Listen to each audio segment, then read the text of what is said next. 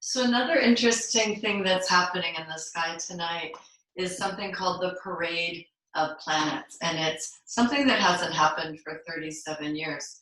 And all the planets, I'll tell you which planets, all of them line up in one line. So from the sun, they're in one line moving away from the sun. One of those planets is, of course, the planet Earth.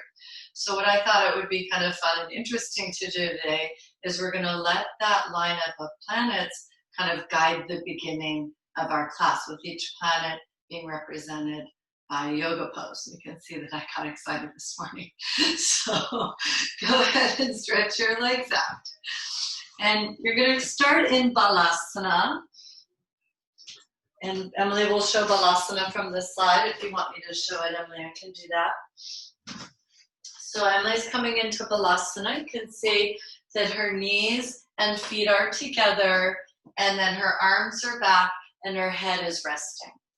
Now, some of you, if you have a knee issue and this doesn't feel comfortable, then you're going to come up and I'm going to give you an alternative pose. Okay? If your head doesn't touch, then you can put a blanket or a block underneath your head.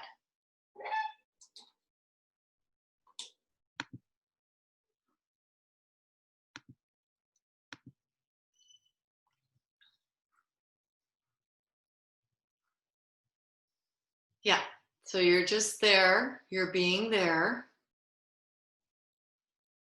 If anyone, Holly, or anyone else, if you're having technical issues, please email the Iyengar Yoga Institute, okay? Just go ahead and send an email to the Iyengar Yoga Institute. I'm sorry that that's happening for you.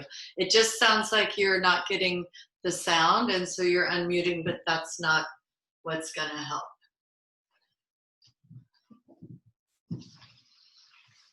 Okay, so here we go.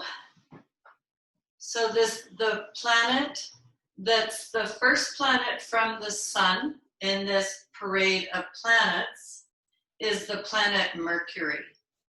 You may know some things about the planets. I know this is a moment that I would love to have us all in the same room because people could jump in and say what they know, but I know this format doesn't lend itself to that. So Mercury is the first planet in the parade of planets from the sun. And Mercury, there's a lot of things about Mercury, but the thing I want you to think about the planet Mercury is it's the smallest planet.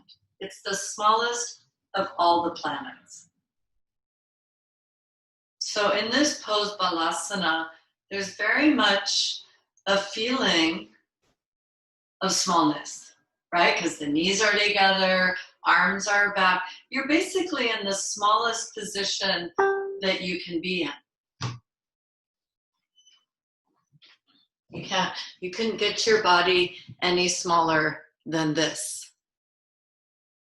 So there's a way that this pose feels to you physically. And then there's also a way that this pose might feel to you mentally, emotionally. So some people like to curl up in small balls and get small, but other people might feel claustrophobic. Okay, if the claustrophobia is bigger than any sense of feeling the pose, you can always separate your knees slightly. I'm with you, Margarita, in case you need me. I'm wondering about you. Yeah, knees apart, not feet. Yeah, there you go. So be that small planet of Mercury. Feel your existence in the cosmos.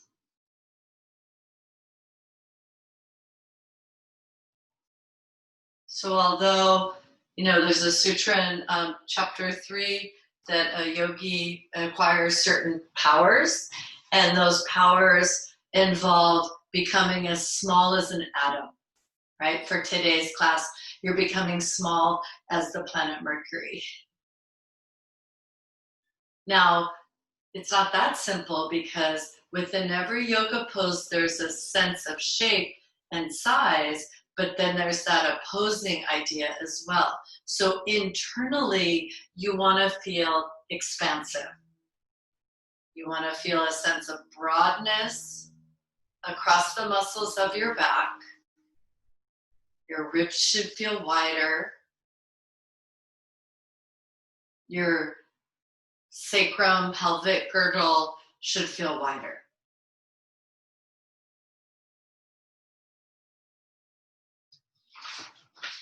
Okay, now from here, you're going to reach your arms forward and come into Adho Mukha Svanasana, downward facing dog.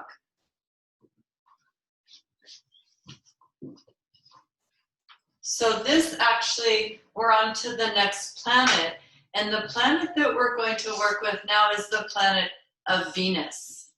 Now, the characteristic of Venus that I wanted to share with all of you today is it's the second brightest planet after the moon. So how can we express ourselves through the practice of yoga to represent the second brightest planet? So I thought probably some sun salutations would do that, but don't worry, I heard mention of the horror of chaturanga.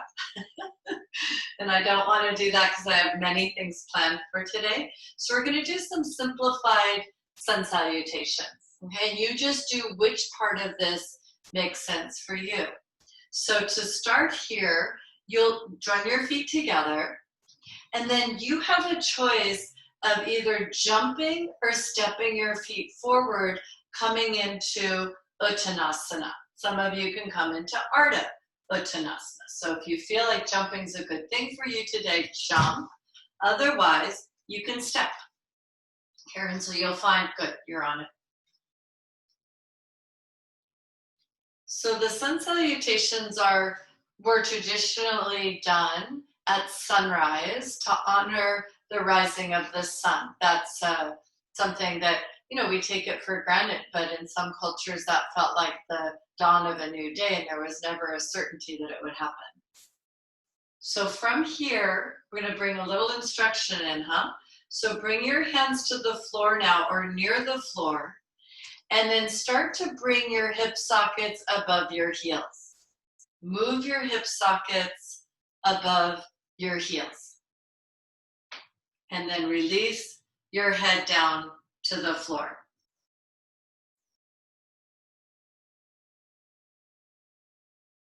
Now bring your hands to your hips and stand up.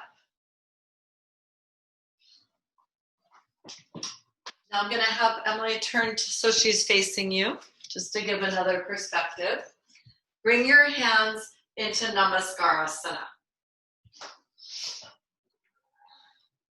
Now, have your feet together or as close together as it makes sense for your feet to be. A couple of you mentioned hip issues. You can separate your feet slightly if you feel that. Or if you're having trouble with your balance, if you feel unstable this morning because the moon is strong and waxing in the eclipse and the parade of the planets, you can have your feet slightly wider.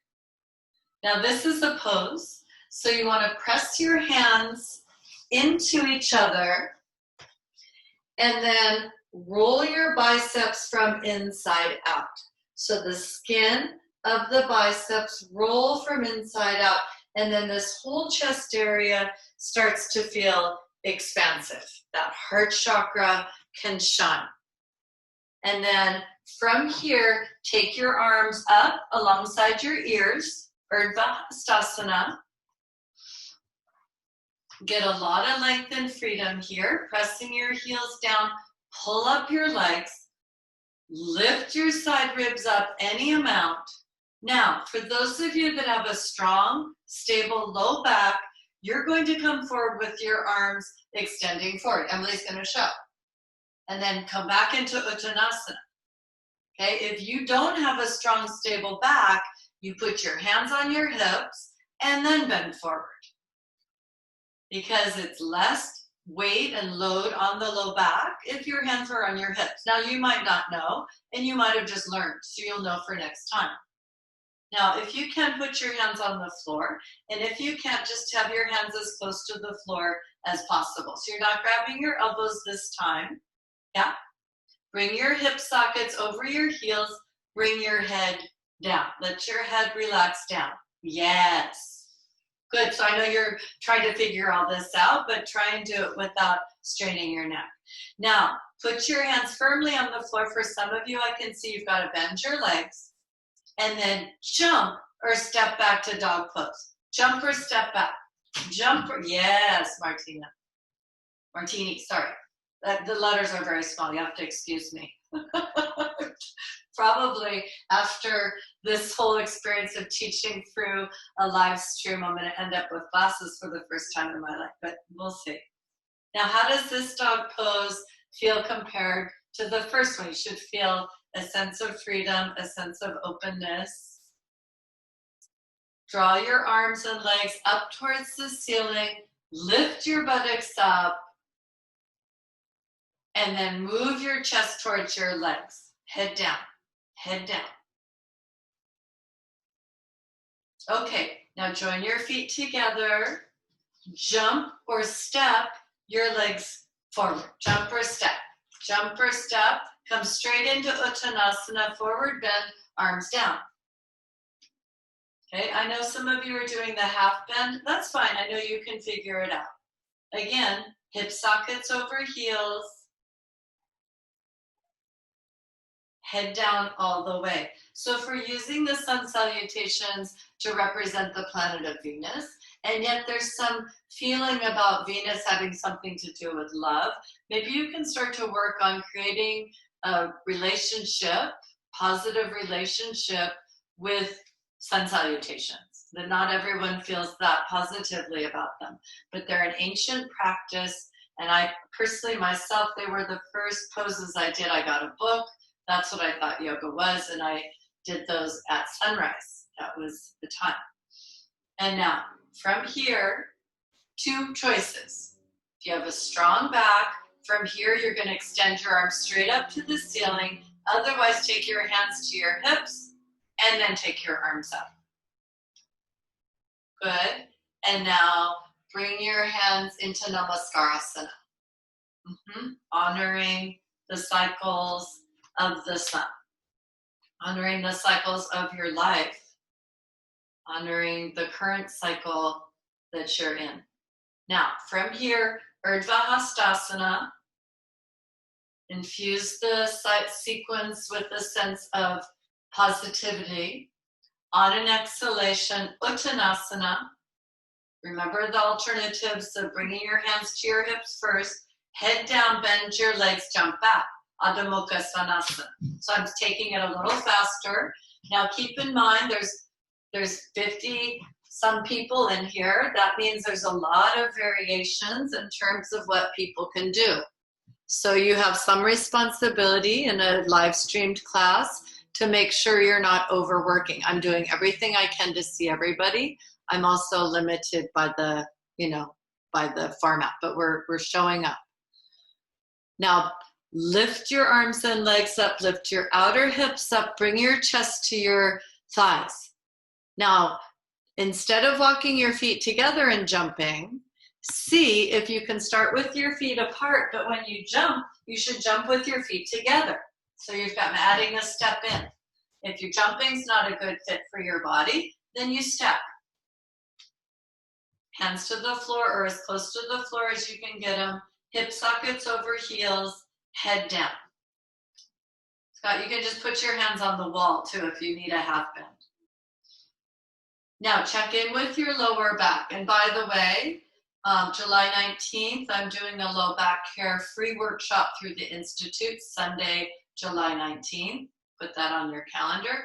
So check in with your low back. If it's feeling achy, then when you come up this time, you're going to place your hands on your hips and then come up. If your low back is strong and stable, reach your arms forward and stand up Urdhva-hastasana. And then draw your arms down, Namaskar-asana. Feel the power of Venus. Yeah, feel that love vibe that Venus always seems to give off. It has a feminine quality to it, that planet. Maybe you read that book, Men Are From Mars, Women Are From Venus. That's a fun and interesting read. Let's do one more of these. I didn't want you to think it was all about Venus, but I'm seeing that it just took a few tries for you to kind of get the flow. So now let's finish one more. So start by raising your arms up towards the ceiling, Urdhva-hastasana. Remember, if your low back is tender, you'll place your hands on your hips. Otherwise, as you come forward into Uttanasana, extend forward strongly, like Emily's shown. Hands down, head down. Hips over heels. Feel the transformation that's happened, the opening, the warmth, right? It's called the sun salutation, not only honoring the sun, but you can feel the body's getting warmer, like the sun is shining from the inside.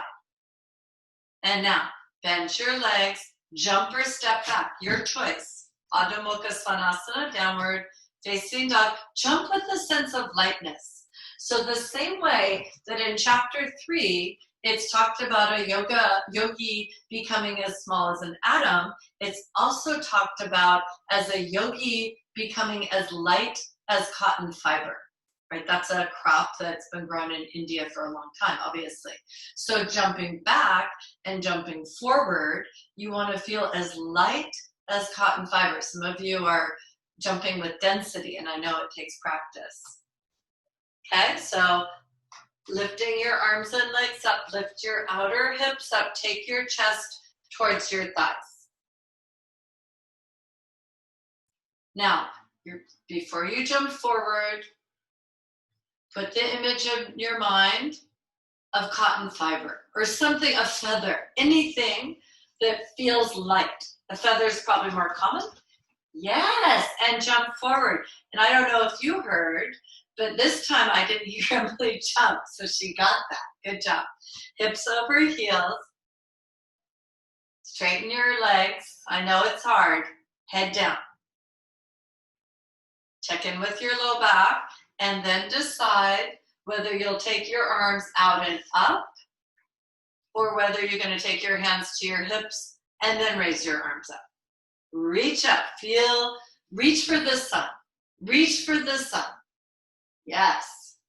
And then bring your hands down, Namaskar-asana, honoring your practice, honoring our teacher, BKS Iyengar, and his family, honoring the fact that you showed up today. Okay, now Tadasana. Now in Tadasana, just sit back a little bit so they can see your feet better. Thank you. In Tadasana, classically Tadasana is done, as Emily's showing, with the inner edges of your feet together. But looking at some of you, Beverly, because of your hip issue, and other people for other reasons, Emily's now going to show Tadasana with the feet apart.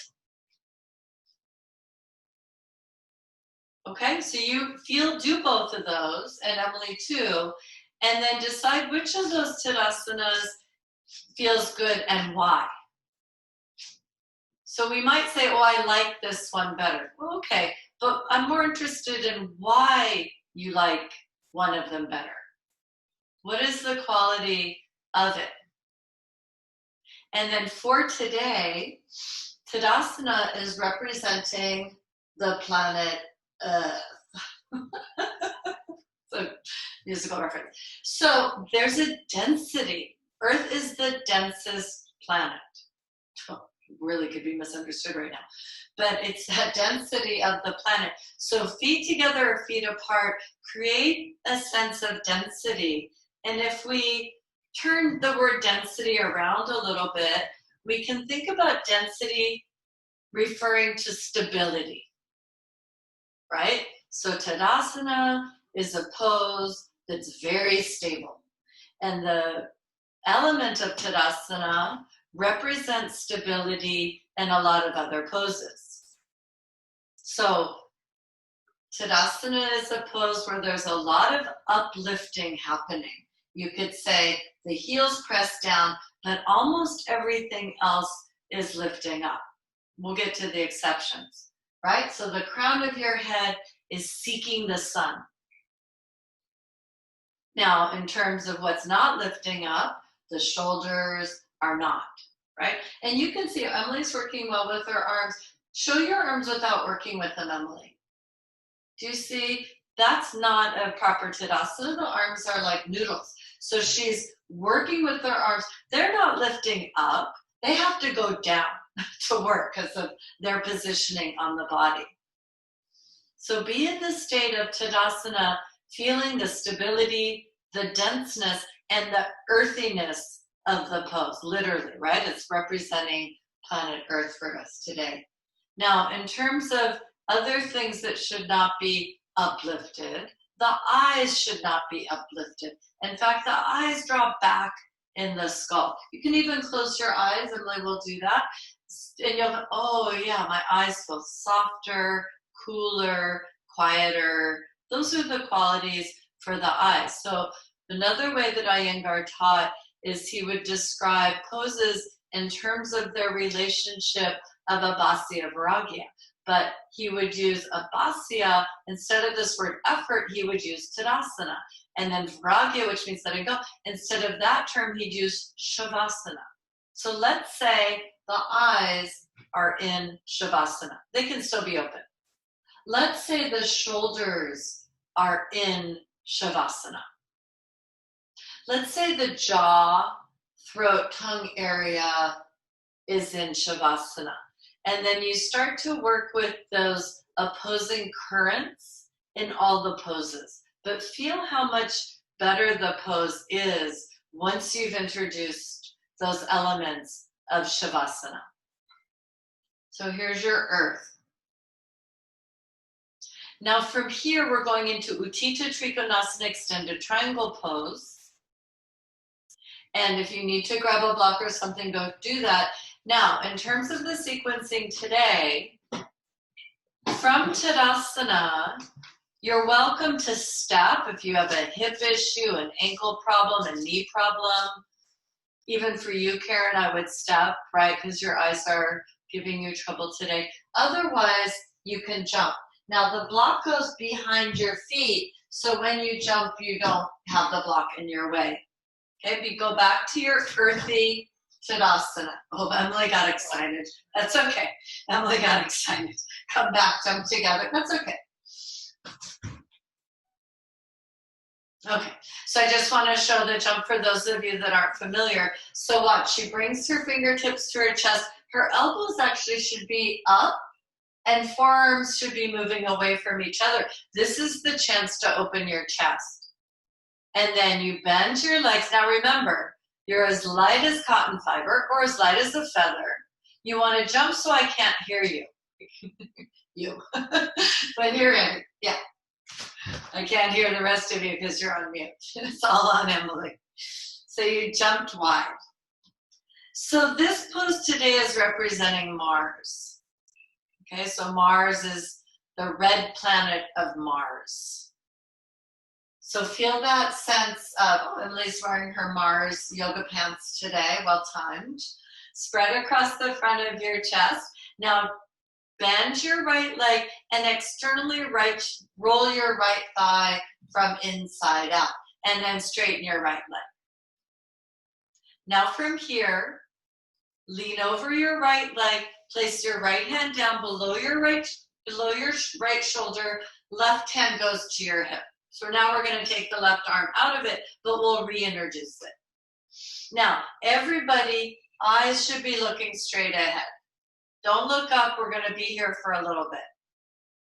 So look straight ahead. So I've been working with these actions this week. And what I want to reinforce, I know some of you have been exposed to this already, so that's good. So in the pose, right, you've got both legs straight up. The people I can see are doing that. You're going to bend your right leg a little bit more, and then right at the root of the thigh, roll from inside out. Externally rotate the root of your thigh, the top of your thigh from inside out. And then when you go to straighten your leg, draw from your outer knee up into your outer hip. So pause there and feel what happened. If it feels the same, bend and do it again. Okay, it's a common instruction. You've probably heard it before. Now press the outer left heel down. This outer left heel area, Iyengar would say that's the intelligence of the pose. So you got to send your mind to that area. Trust that that's important.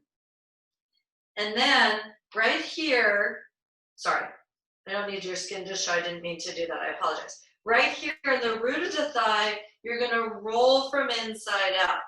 Roll from inside out. So this whole abdominal area becomes wider, more horizontal, more expansive.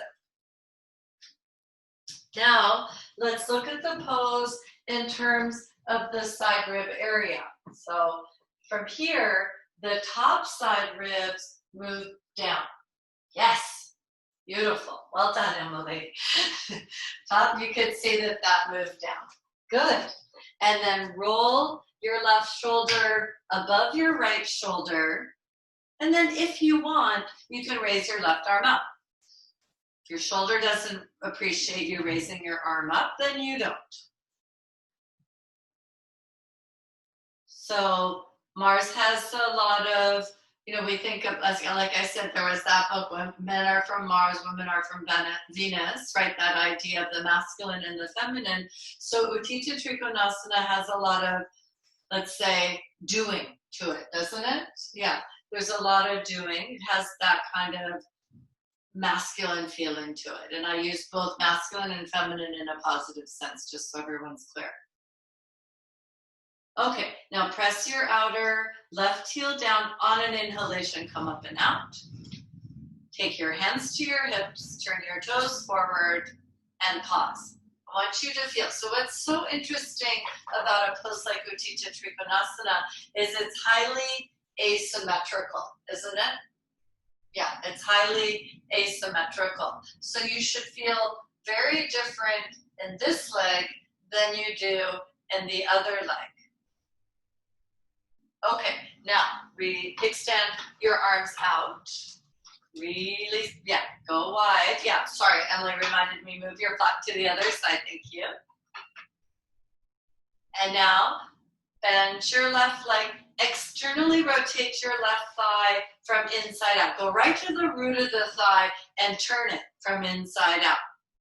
And then straighten your left leg. Press your outer right heel down. Now take yourself over your left leg, put your left hand down, right hand on your hip. Because the feeling of that that left leg always changes once we come into the pose because it's bearing more weight. Now one more time, you bend the leg. Right from the root, right at the top, right where the femur bone connects in, roll. And then the top, the front of this thigh rolls as well. When you straighten the leg, draw from your outer knee up into your outer hip. And it should feel different. If it doesn't, then you do it again. Now remember, the intelligence is in that outer back heel. Press it down. And then right at the top, the root of the thigh, roll from inside out. Roll it from inside out. Okay, now maintain those actions. Now feel your top ribs. Are they bulging up towards the ceiling? You're going to move your top ribs to your bottom ribs so both side ribs are parallel. Now that's a lot of doing Tadasana, effort, action. Before we raise the arm up, where can you bring Shavasana? Jaw, throat, tongue, eyes, the usual places, right? Shoulders away from ears. Now, if you'd like, raise your right arm up. Reach your right arm up. If it doesn't feel good to lift your right arm up, then you don't have to.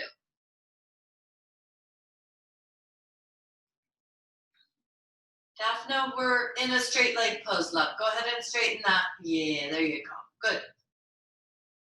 Okay, now pressing your outer right heel down. On an inhalation, come up and out. Turn your toes forward, fingertips to chest, and then you decide, jump or step your feet together, come back to planet Earth, Tadasana. Again, feet apart, feet together, you decide what feels better. Now this Tadasana has been informed by Utthita Trikonasana. So it has a different feeling to it as a result.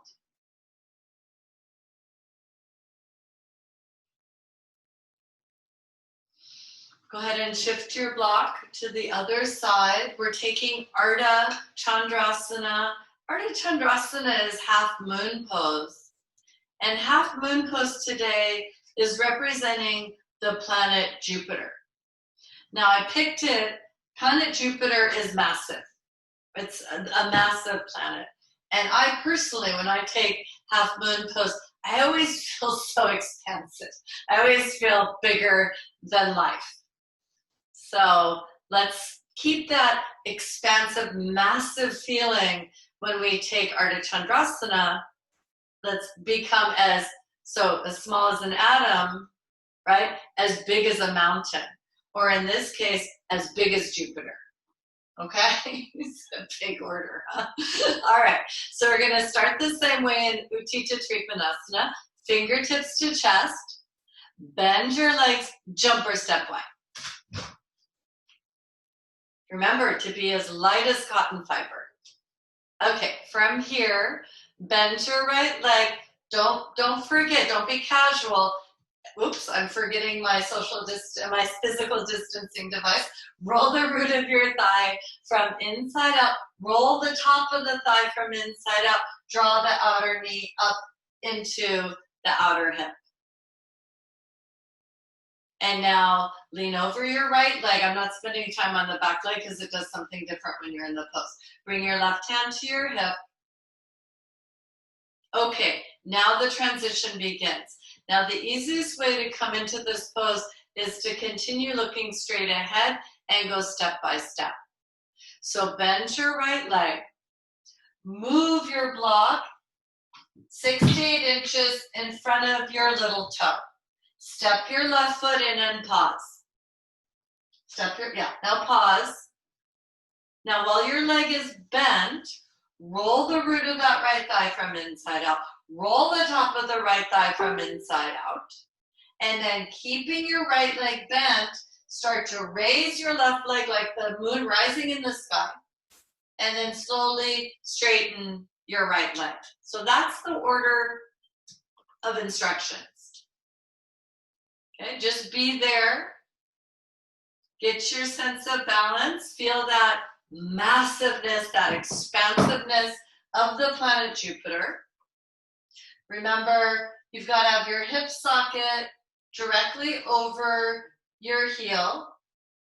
Sorry, Emily's telling me that her head's against the yoga horse. I can't move her anymore. So just so if you heard something, that's what she was telling me.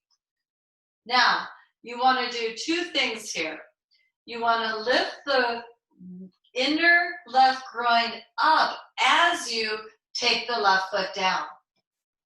Inner left groin lift, but the foot goes down. So you feel again a sense of expansiveness in that pelvic region for different reasons. Now, if you'd like, raise your left arm up. You don't have to. Look straight ahead. Now feel that massiveness, that expansiveness of Jupiter. Okay, bend your right leg, step back. See how her left foot comes down. Now she'll take her left foot out. She's going back into Utthita Trikonasana, straightening the right leg. And then arm up. Left arm. Back into Trikonasana. Arm up. There you go. It's not easy to do this, by the way.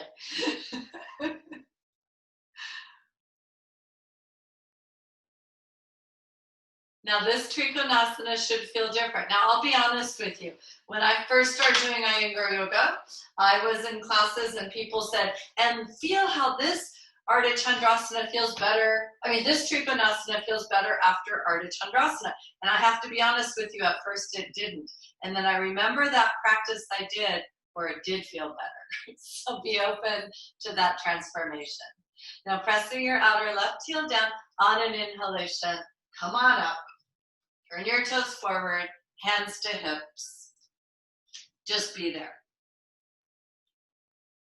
Take a couple breaths. I won't forget. Thank you.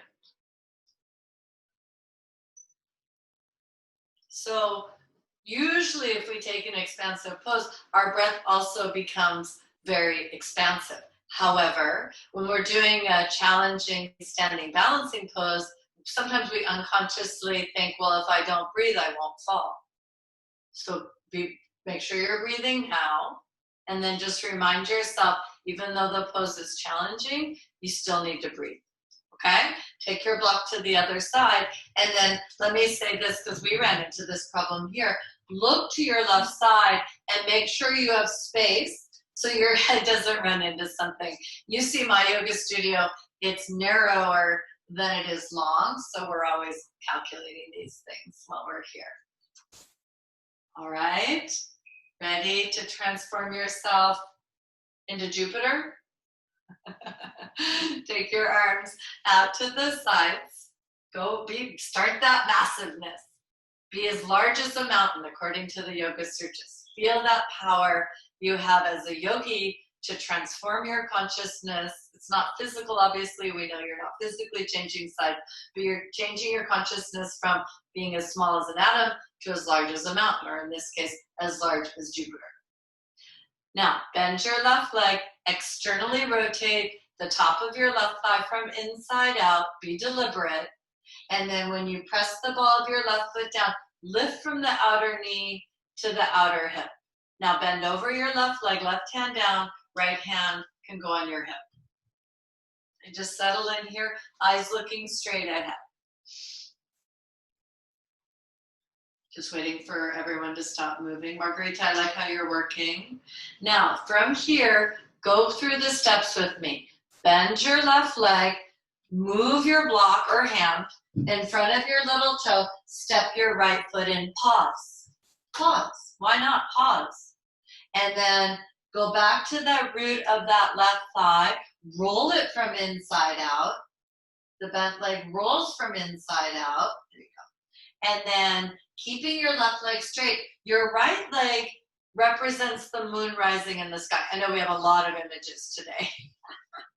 Yeah, she's readjusting her block. So raise your back leg up and then slowly straighten your left leg. Sides are different.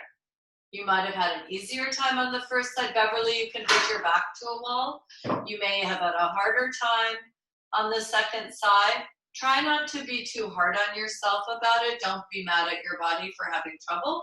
Just acknowledge that, you're struggling differently. Find the Tadasana, find the stability, find the earth element. Now make sure your hip is directly above your heel. I'm now here looking at the monitor, eyes looking straight ahead. Now it's very interesting, it's a subtle action, but it's very nice when you can catch it. So the idea is the right groin lifts up, however, the foot releases down. And it's that lifting and dropping that brings that feeling of expansiveness across the front of the pelvis. Now, feel vast, feel massive. And then if you choose, raise your right arm up towards the ceiling. That's the moment where I feel, wow, there's like everything's radiating. There's something very sublime about this moment. Okay, before you feel like you're going to fall, you'll bend your left leg, step your right foot down, move your block, hand to hip. Now you have to step that right foot back more, right? Straighten your left leg, and then raise your right arm up. Good, you did great. Now, be open to the idea that this Utthita Trikonasana is a better version of the pose because of your experience in Ardha Chandrasana. And specifically where I want you to focus is the way we've been working on creating this sense of spaciousness or openness in the pelvic girdle. Now, pressing your outer right heel down on an inhalation, come on up. Turn your toes forward. Bring your hands to your hips. Now, bring your hands to your chest and then jump or step your feet together.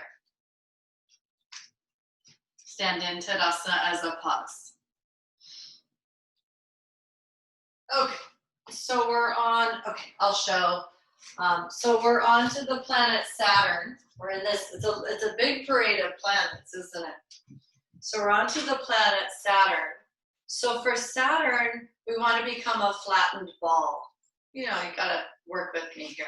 So what I'm gonna ask you to do is bend your legs. Look, I'm lifting my heels up. Here, let me show from this side. So it's not Balasana. Some of you might see that in here. So watch, I bend my legs and lift my heels up. And then you find your balance and take your arms forward. This is called Sanktasana. This is going to represent Saturn or the flattened ball. Then I'm going to ask you to come up. Okay?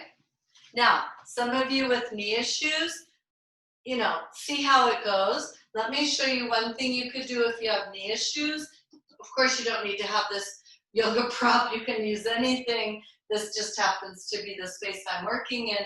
It might help to hold on to something. It could be a chair or your sofa or a stable chair.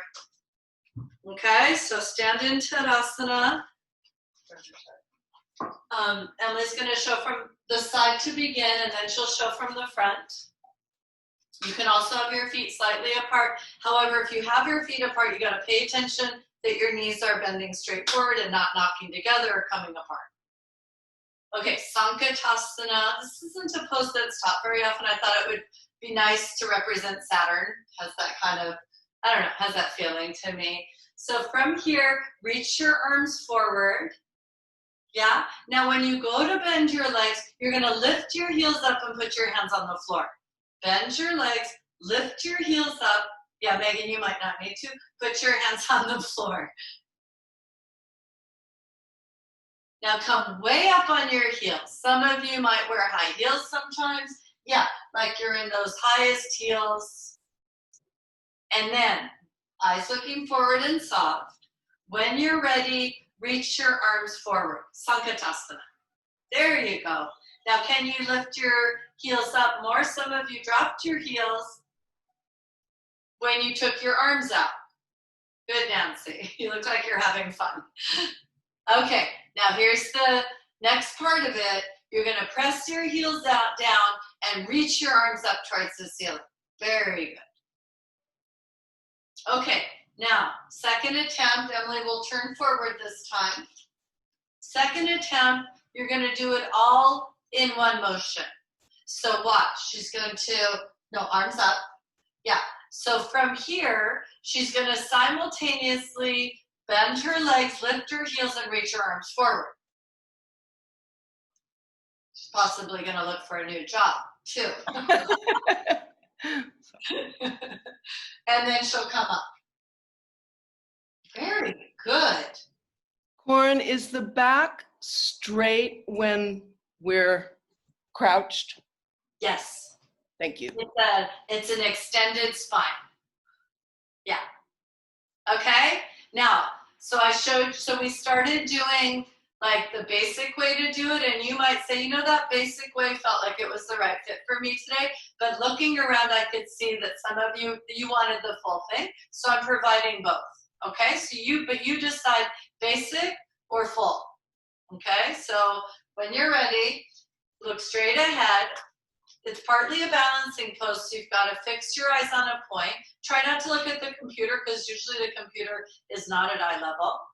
Now, when you're ready, simultaneously bend your legs, lift your heels, and reach your arms. So start with arms up. Sorry, I didn't see you. I was looking at other people. Start with Urdhva-Hastasana. And then simultaneously bend your legs, lift your heels, and reach your arms forward. And then before you feel like you're going to fall, go back up. That's okay, Christine. That's okay. I'm the only one who saw. Okay, I want you to do 3 like that. However you decided. Remember, it doesn't have to be the full. Emily chose to do the full for her. Saturn has this kind of orb around it, doesn't it? So see if you can work in that orbiting kind of circular, smooth fashion.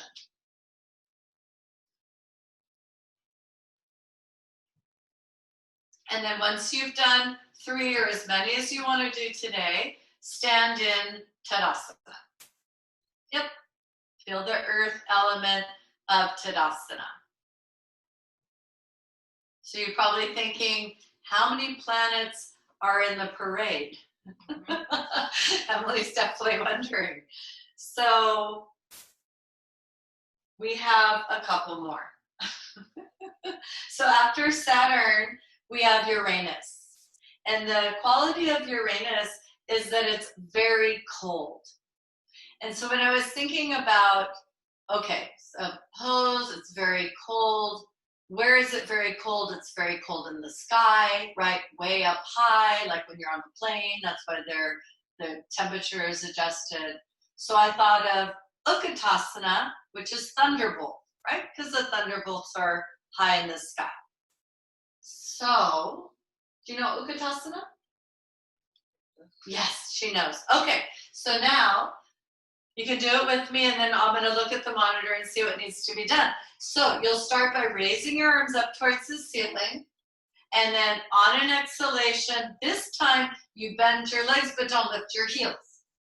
Now, the spine is extended here as well. Michelle asked, spine is extended here as well. And the hints and cautions of this pose is the low back. So if you're a person with a bendy low back, make sure you're taking your top buttocks to your bottom buttocks. Okay, press your heels down and come up and out. So now we're going to do it again. Emily's going to show it from the side. So before she does, think of like when a child draws a thunderbolt, just something real simple. Or think of Ziggy Stardust, right? Think of that simple thunderbolt. And that's basically the shape you want to put your physical body in. Should you buttress on your legs? So Emily's going to show the pose, and then I'm going to answer her question. Just watch for a second. So you raise your arms up towards the ceiling. On an exhalation, you bend your legs. So she's asking, she can go really low. She's asking how low to go. Well, this is no longer the shape of a thunderbolt, although I admire her ability to do that. So she's going to come out of it, lift up. Okay, so that, okay, don't bend so low. Buttocks are above the knees. So you want to get more of that zigzag shape, okay? Okay, come on up, Emily.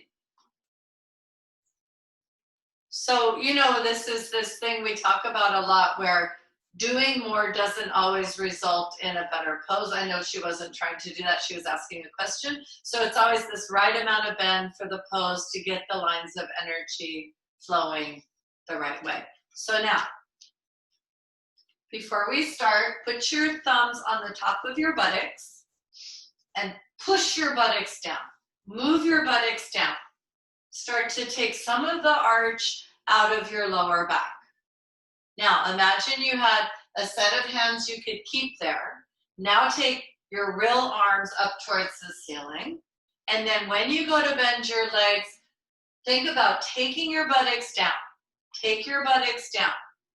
Take your buttocks down. Become a zigzag. Become a thunderbolt. Eyes looking straight ahead.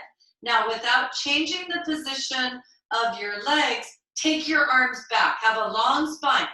Take your arms back. Come on, open up those armpits. Okay, press your heels down, straighten your legs, come back to Tadasana. Okay, I'm going to show the next thing we're doing. I'm going to show from the side. So our next planet and our last planet is, it's debatable whether it's called a planet. I did a lot of research this morning, and it's considered a dwarf planet, and it's Pluto. And so the quality of Pluto that's interesting is it has a lot of water. So I thought we would play around with this idea of going from being a thunderbolt to being a boat, to being a thunderbolt, to being a boat. Okay? My demonstrator made a face. Now, I know some of the ladies, given the number of people in here, chances are some of the ladies are not doing core work today. So what I want you to do now is to find a place.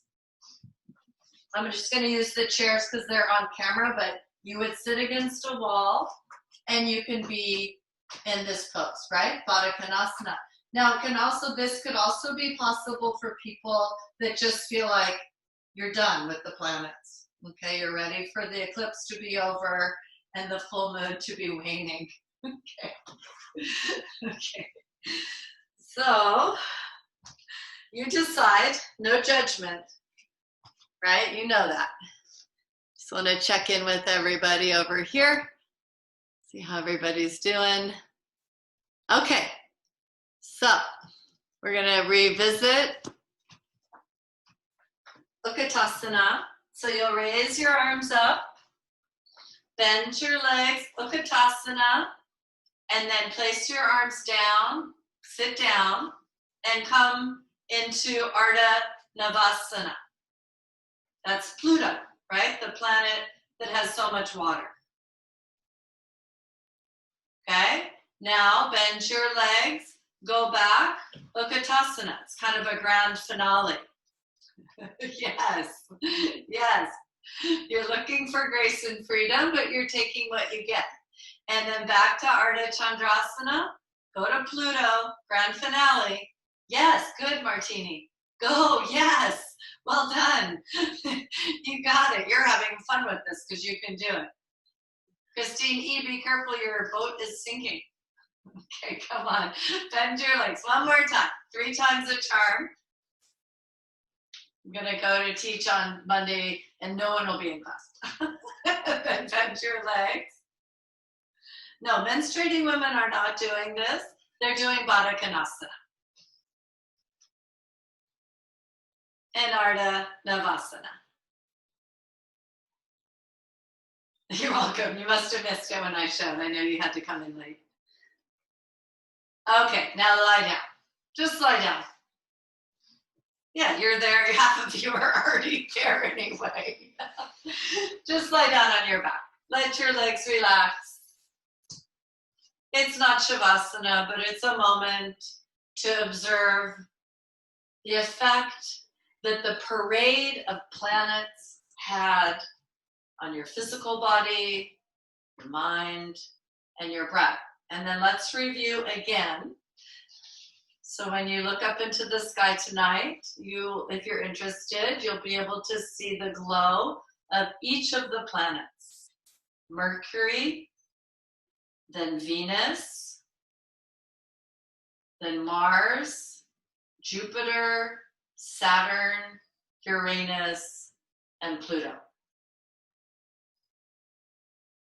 And then if you're interested, again, starting at 8 o'clock, you can see the eclipse of the moon. It's going for several hours. And just to remind everyone watching, lunar eclipses is completely safe. You don't need any protective eyewear.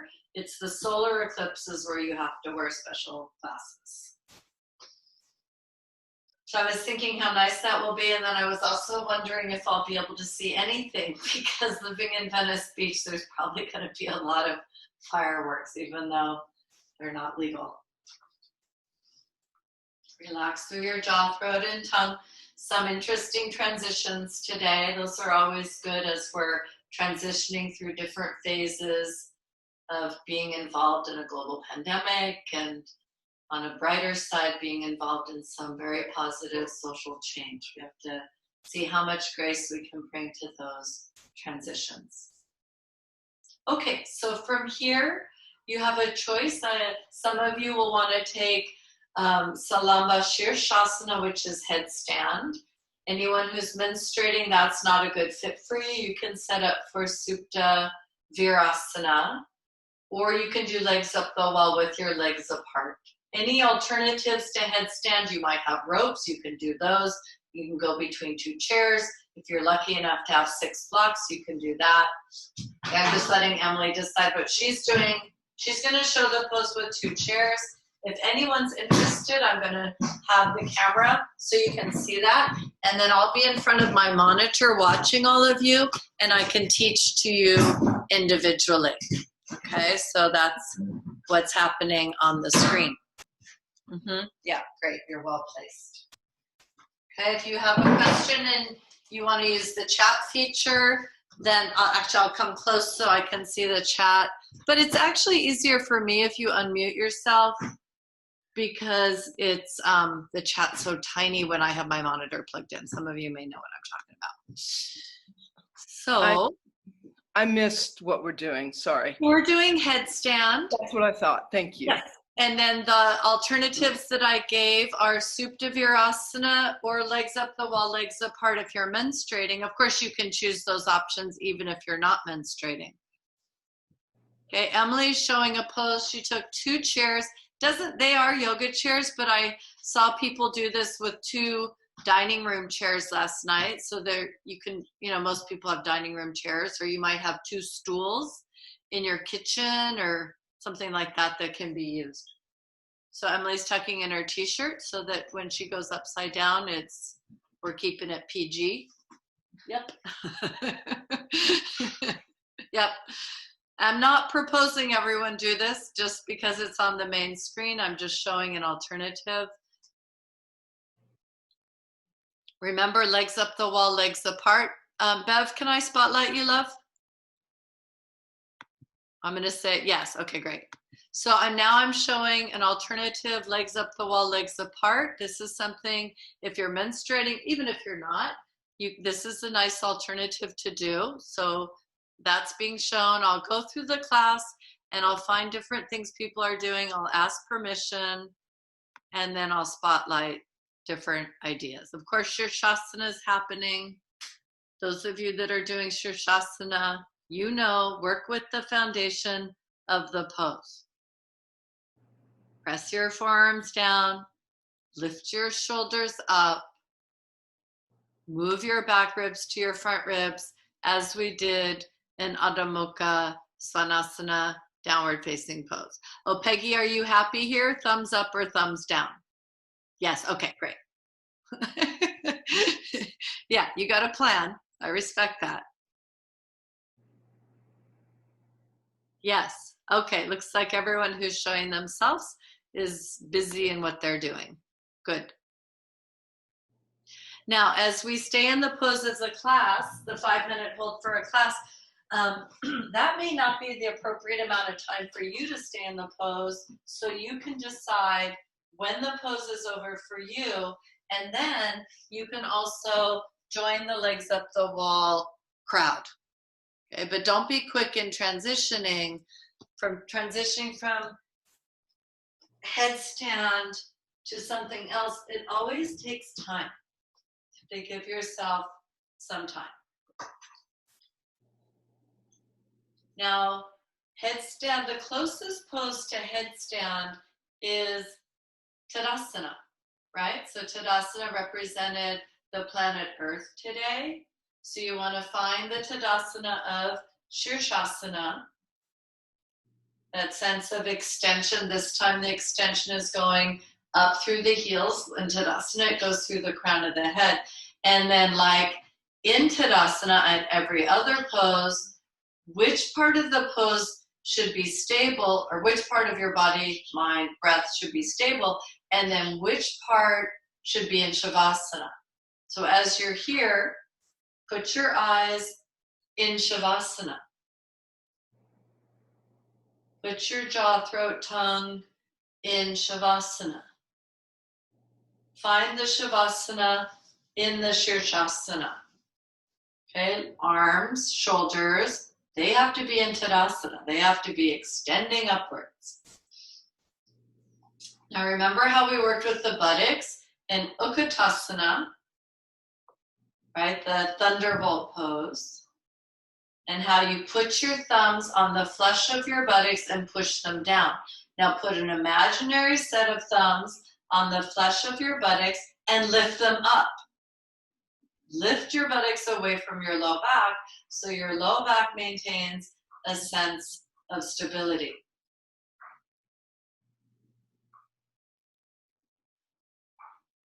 Focus on your breath now. A lot of instructions about form, but start to penetrate your awareness deeper inside.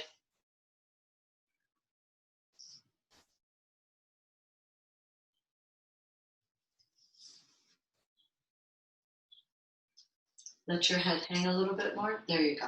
You were there before, and I don't know, your mind wandered, I think. Oh, yes. So we want to separate those two areas. Yeah. Yeah, it's so interesting, right? Okay, one more minute, but remember, you're staying, you're doing you, right? You're not overstaying. You're finding the right stay for you today.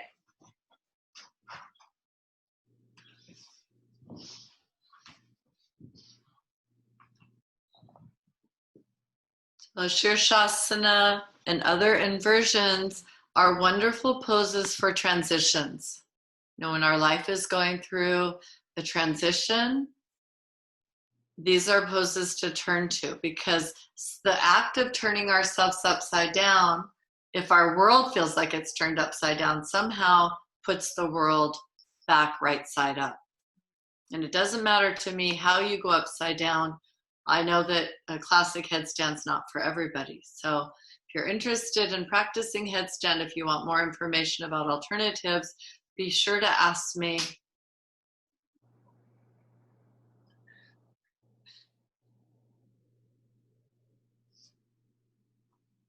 All right, everyone, come on down.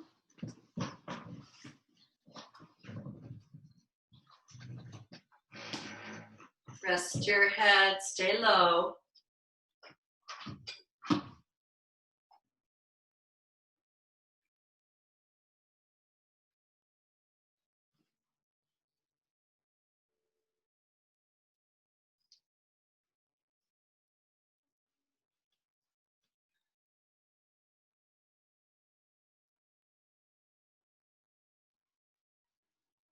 And then when you're ready, go ahead and come back up.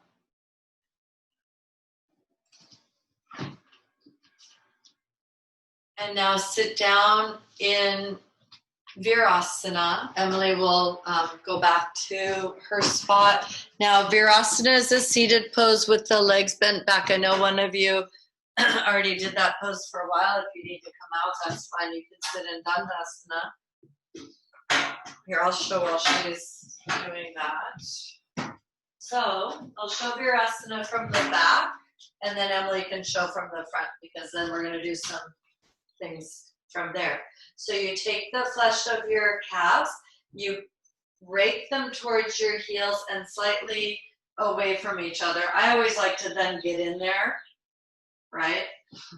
Just really get in there. That makes sense for my body. So this is Virasana.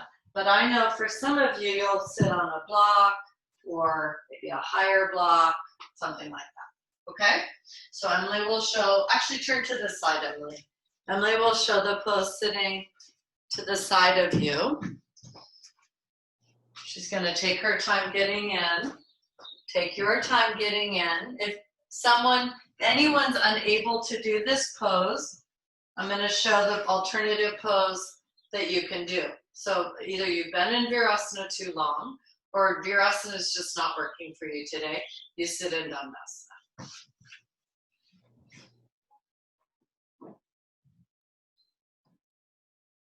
That's it. Close your eyes for a moment. Take a moment. So the full moon has a reflective quality, right? There's a lot of reflection of the sun on the moon when it's full. So close your eyes and reflect. Just check in. We did it at the beginning of class. Now check in again.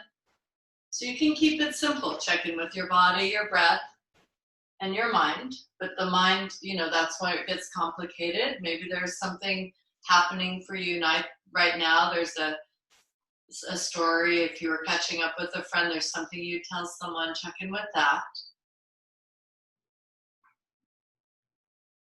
And then shine a light on that reflection and let that become brighter and more diffuse. It's a way of letting it go. Just making it bigger until it just dissipates. For now, at least. And now reopen your eyes, excuse me. Take your hands, interlock your fingers behind your back. And then roll your shoulders back, drawing the muscles of your back towards your spine. Now this is like a preview of the upcoming workshop, but I'm not going to go too far in here. So I'm going to just clear the space a little bit. So as you're sitting here and rolling your shoulders back, sorry, I'm just looking for my social distancing device. This lower back area here, turn around actually, Emily, if you don't mind. Show them your back. Sorry. Changing my mind. So as she's doing this, she's not arching this low back area. Do you see? However, she's bringing an arch to this upper back area. So be sensitive that you're not arching your low back, but you're arching your upper back. And if we had to assign a word to those two areas, we would assign the word stability, right? Stability would be here. And then if we assigned a word to the upper back, the word would be mobility. And some of you probably did my upper back mobility workshop, right? So we tried to break through the concrete here. Now the kind of part 2 is that we'll do the low back. And I just want to point these out because we're going to do a couple back extending poses today. So it's important when we bend backwards that the low back remains stable and that the mobility of the pose comes in the upper back. Okay, change the order. Koren, Yes. how do I not tighten my stomach? I seem to tighten there, and I know I should be when I do that. How do you not Back off a little bit. tighten your stomach? I tighten my abdomen. Yeah. And do I have to back off a little bit? Yeah, you're a little garbled, but what you want to do is think about just finding the angle, not pulling it back, but pulling it out. Think about widening it more than sucking it back. Okay. And then, Stephanie, if that doesn't work, don't think about your stomach at all. Think about how we took the thumbs to the buttocks and moved them down. Okay? Okay. All right. So you change the order of the interlock of your fingers, right? Okay. Now release your arms. If you're okay in the leg position, we're going to do one more thing with the arms. Now, you're going to reach your hands behind your back and grab your elbows. Okay, if you can't grab your elbows, you'll do the best you can. Now I'm going to give Stephanie sitting down again. So I'm going to give those 2 instructions, Stephanie. So imagine you had another set of hands and you were pushing your top buttocks towards your bottom buttocks to keep your low back stable. Okay, the second instruction, these are common instructions given, and I know you've heard them. Second instruction is from the navel band area, widen across the abdominal area. And then shine a light in this upper back area. Shine a light here and move it. Okay, change the grab of your elbows. If your hands, arms start to fall asleep, come out of the pose early. To put this where I know where it is. Now at first, I'm speaking from my experience, at first sometimes I do arch my low back to grab because I want to do a good grab. But then readjust. Okay, now let's go back to what we did for Namaskar-asana. Roll your biceps from inside out, take your outer shoulders back, and then shine a light and make this upper back move in. Back ribs move to front ribs like Adho Mukha, Shavasana, Svanasana. Oy, oy, oy. So many poses, so many planets. Okay, come on out. So now you're going to stand up. So Emily will show you come to your hands and knees, cross your ankles, reach your legs forward. I know I got ahead of myself. I'm sorry there. And then when your legs feel ready, you'll stand up. She probably could have stood up right away, but I didn't know if everyone could. Then we're going to come onto the belly. Now, ladies that are menstruating right now, you can set up for Supta Baddha Konasana. I'm going to show. Okay, otherwise, we're taking Cobra pose. So snakes represent transformation, the way that they, lose their skin from time to time. So you can watch first time you can watch, unless you're very familiar with the pose. So from here, you're going to slowly start to walk your hands back. Do you see I've lifted up so little? And then I'm going to take, as if I had another set of hands, top buttocks to bottom buttocks, broaden across that navel area. And then I think, okay, my low back is fine. I'm going to come up a little higher. I'm going to pause, and then top buttocks to bottom buttocks, broadening across that navel band area. Now, third attempt, you're going to bend your arms, and then take your shoulders back, roll your biceps from inside out, and then shine a light on your upper back and move your upper back towards your chest. Okay, now here's the plan.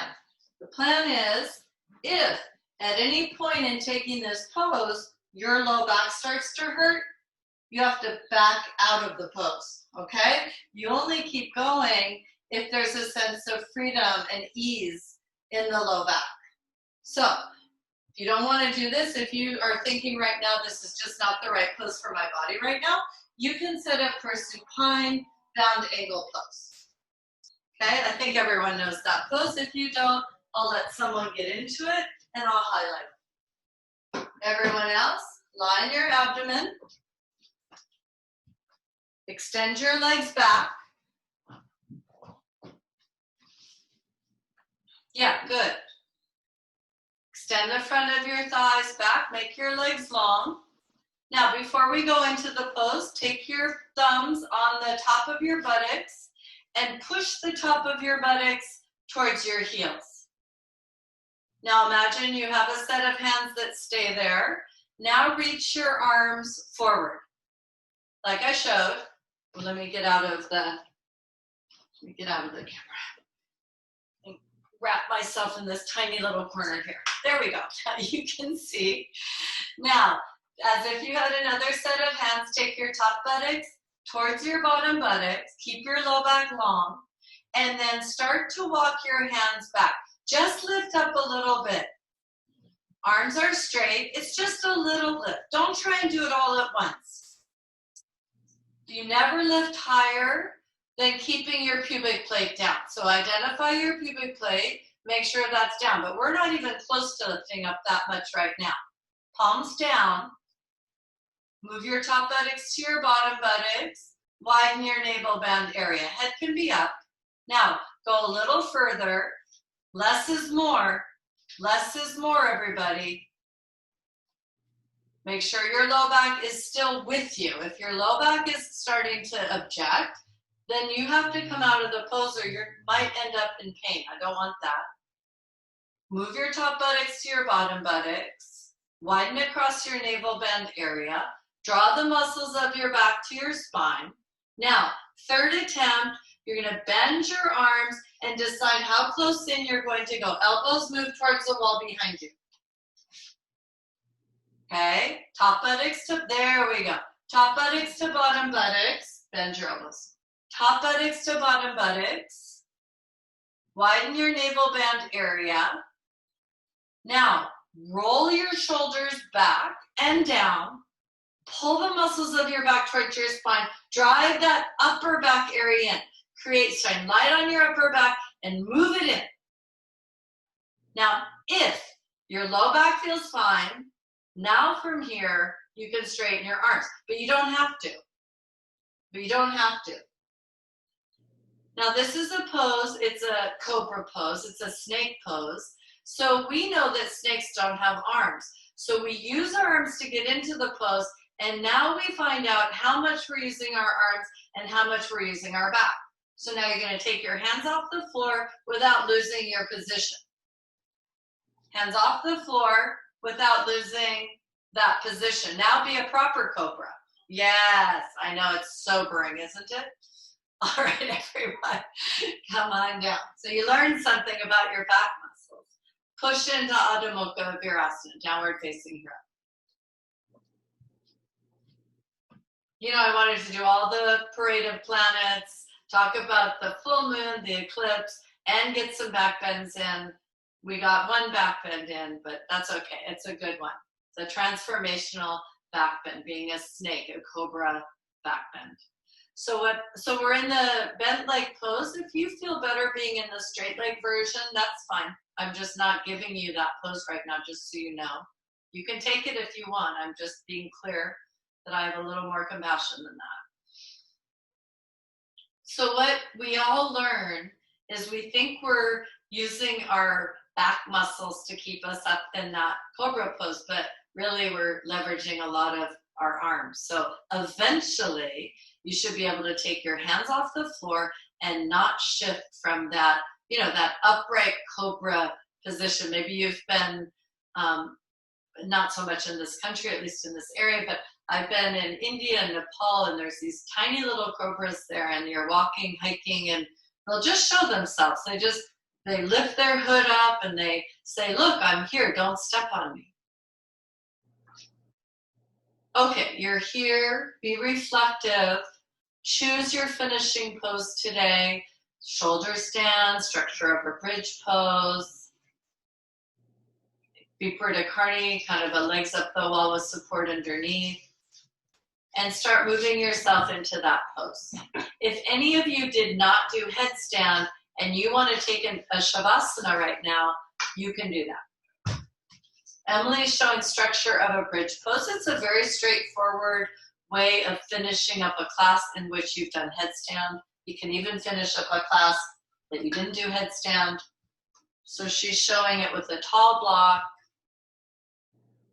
tucking and rolling her shoulders under and straightening her legs. Okay, I'm looking at the monitor. If you need me, let me know. I'll help you decide what's next. Can you do the one with the 2 blocks? So there's one by your head, or this is more appropriate because you're. No, this is more appropriate for now, Bev. But Okay. I would recommend you do the pose with 2 blocks tomorrow. Okay. She's like, I'm sorry I asked. I gave her homework. That pose with the 2 blocks is really good, and I teach that a lot, but I also realized I have to teach the back extending poses that require effort because of the way in which they tone the muscles of the back. So we gotta hit things from all sides.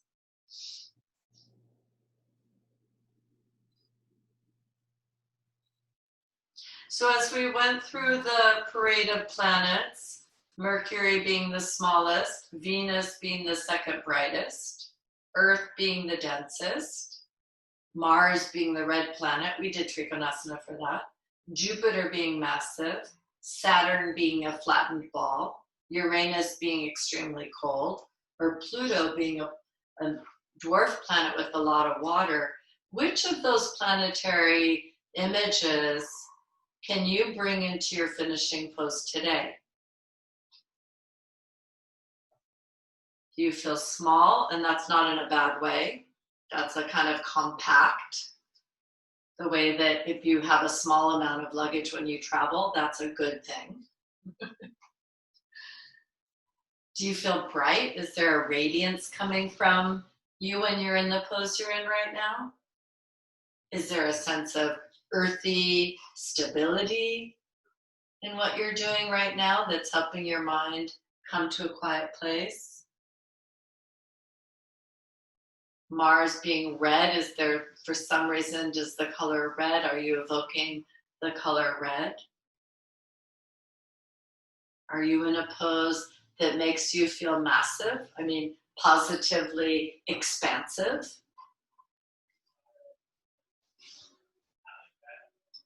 Are you in a pose that cools you down, that lowers your body temperature, and you're starting to feel that shift from kind of the planet of the parades and the parade of planets, excuse me, and the parade of asanas that we did. Now you're cooling down. And, you know, most of these finishing poses are cooling poses. It's appropriate to feel that coolness. Or are you feeling a kind of watery element? You know, all the poses have the various elements: earth, air, water, fire, ether.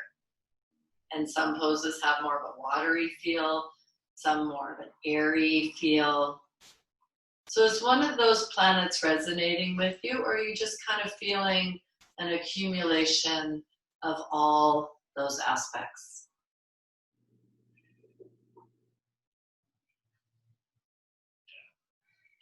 Now from here, we're going to transition out of the pose you're in and move directly into Shavasana. I mean, of course, taking time in the stages of coming out of a pose. I'm not saying to go quickly, but I'm just telling you that we're now at that point. Be reflective. Feel what your body needs to relax completely in Shavasana.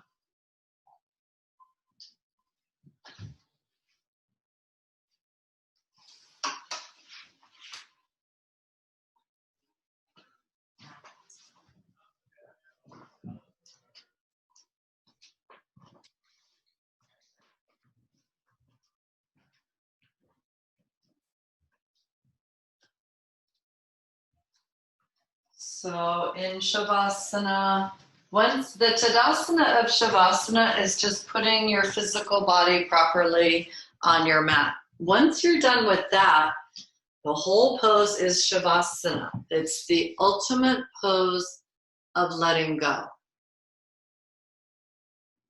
Body, mind, breath. So it's not that you're not breathing, but you're letting go of any awareness of your breathing. You know what happens anyway.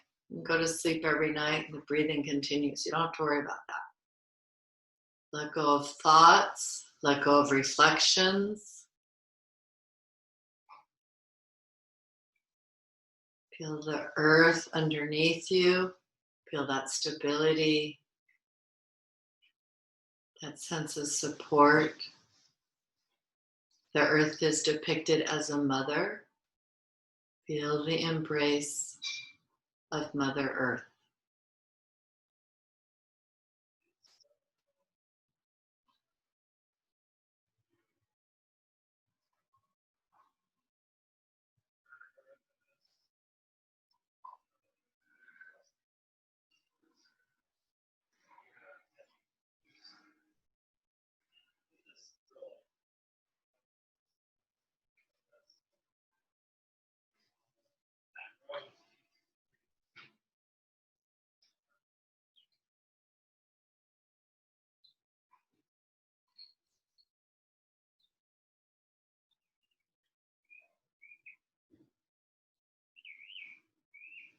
Now take a moment for reflection. We're transitioning back.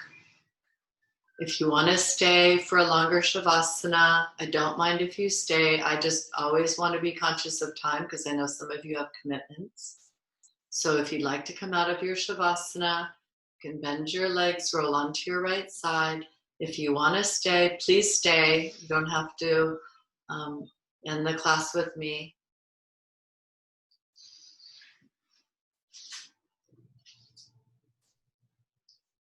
Wishing everyone a wonderful day.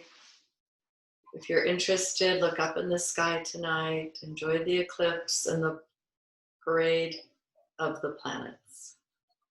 Namaste. Blessings and peace.